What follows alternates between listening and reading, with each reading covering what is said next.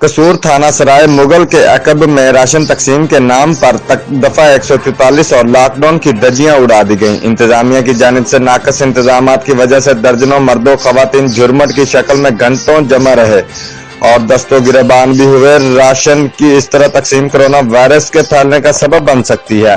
हल्का पीपी 180 के एमपीए वजीर मुआसलात सरदार आसफ नकई और असिस्टेंट कमिश्नर पत्तों की जानिब से थाना सराय मुगल के सामने फ्री राशन की तकसीम में हर तरह की पाबंदियों के परखचे उड़ा दिए गए, जबकि मकामी पुलिस खामोश तमाशाई बनी दिखाई दी।